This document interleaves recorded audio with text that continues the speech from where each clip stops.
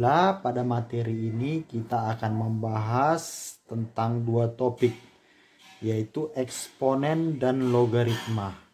Jadi yang pertama itu kita bahas itu tentang eksponen.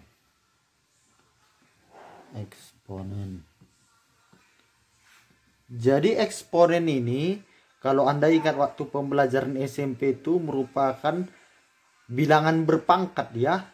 Jadi eksponen itu bilangan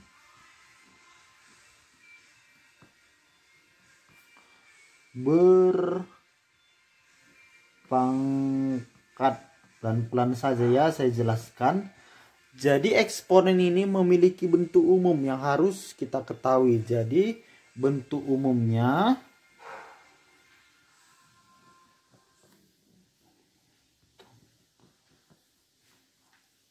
A pangkat N. A pangkat N. Jadi A ini ada keterangannya, N ini ada keterangan yang harus kita ketahui. Jadi A ini merupakan bilangan pokok. Bisa juga dibilang basisnya. Kemudian N inilah yang dinamakan sebagai eksponen ataupun bilangan berpangkat.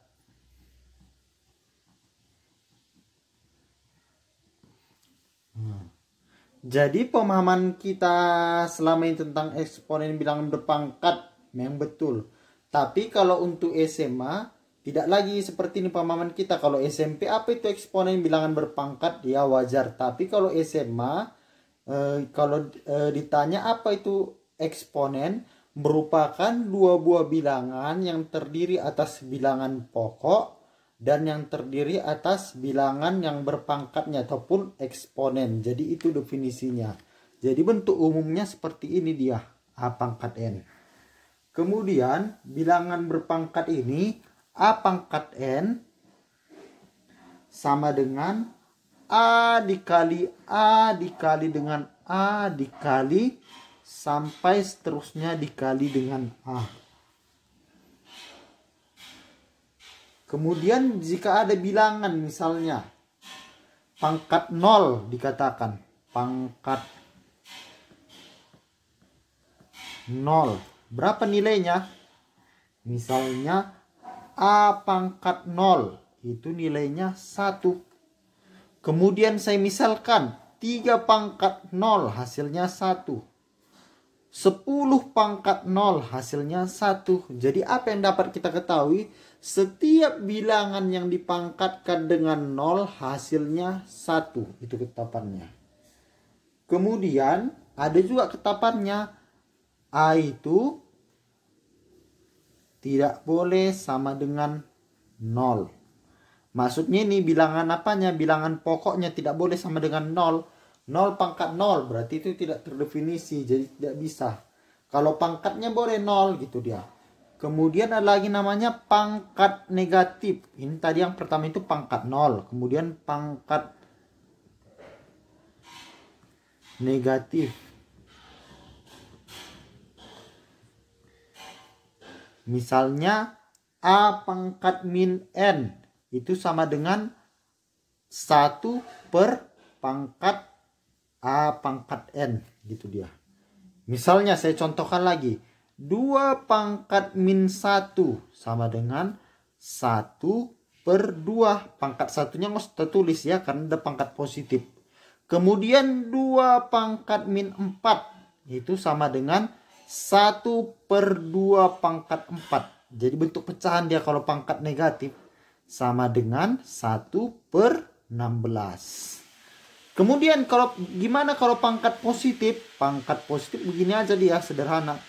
Pangkat positif. Ini contohnya. 2 pangkat 2, ya udah 4. 3 pangkat 2, 9. 5 pangkat 3, berarti berapa?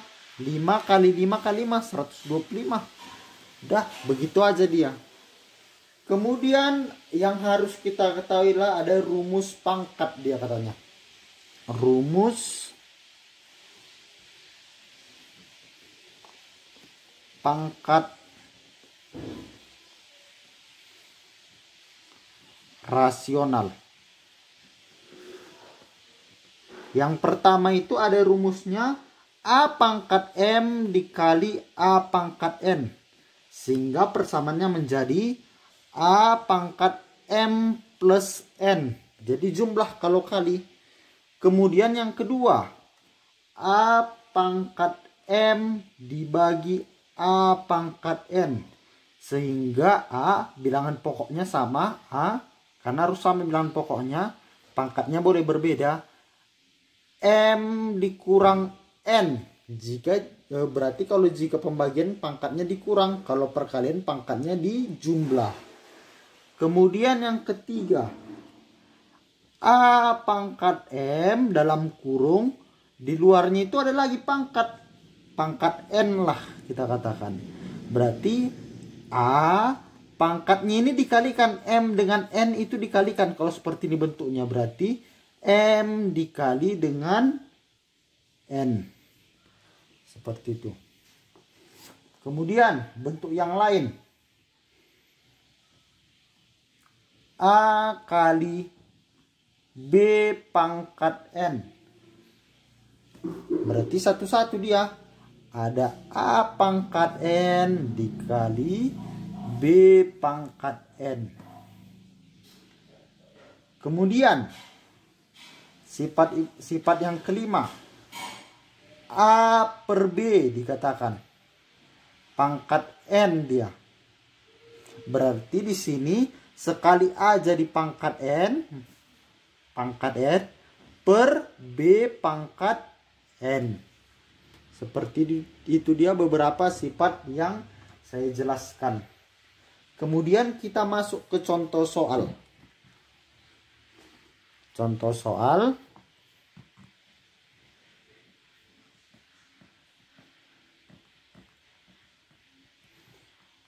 Misalnya seperti ini. Nomor 1.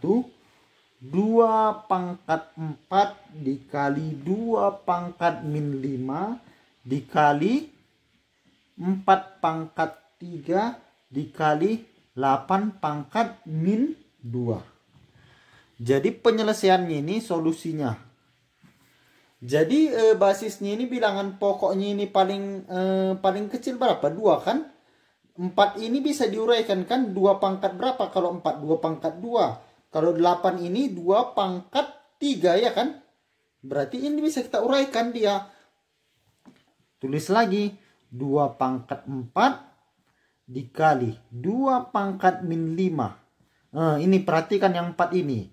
Dikali 2 pangkat 2 pangkat 3. Sama kan? 2 pangkat 2, 4 di luar pangkat 3-nya.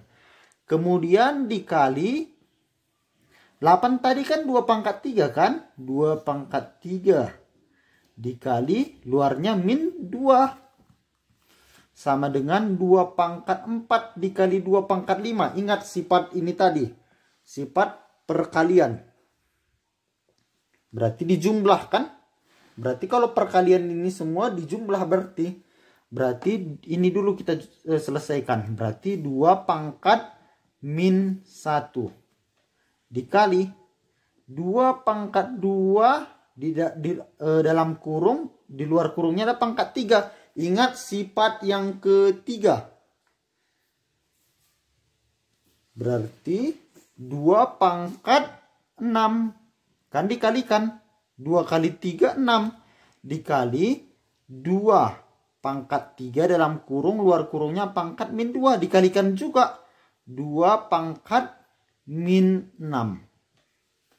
Setelah itu 2 pangkat min 1 dikali 2 pangkat 6 kurang 6. 6 plus min 6. Hasilnya 0. Sama dengan 2 pangkat min 1. 1 per 2. Sifat yang kita pelajari tadi di contoh soal.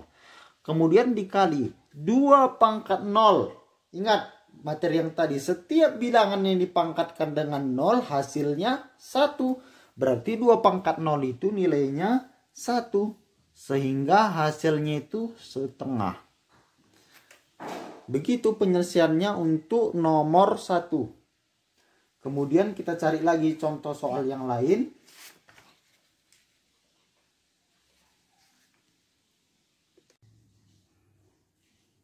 Baiklah, untuk soal nomor 2 saya ambil ini soal senam PTN Matematika Dasar tahun 2013. Jadi soalnya itu bisa Anda perhatikan. Jadi untuk yang pertama itu kita tinjau dulu yang ini. Setelah kita tinjau yang ini, maka bisa kita memahami persamaan yang ini yang ditanya gitu dia kan. Yang diketahui dulu kita pahami, setelah kita paham yang diketahui, berarti bisa kita melangkah apa yang ditanya gitu dia. Jadi kan yang diketahui ini ialah 16 pangkat M itu sama dengan 9. Kalau kita uraikanlah ini, jadi 4 pangkat 2 ya kan. 4 pangkat 2 itu sama dengan 16. 4 pangkat 2 M sama dengan 9 itu 3 pangkat 2. Bisa juga kita sederhanakan dengan cara coret pangkat 2-nya ini. Jadi 4 pangkat M itu sama dengan 3. Sudah sederhana. Sehingga kita namakan ini persamaan 1. Sampai di sini paham kan? Kemudian yang ditanya itu nilai 2 dikali 4 pangkat M dikurang 2 dikurang 3/4 pangkat 1 plus M. Jadi kita uraikan juga ini.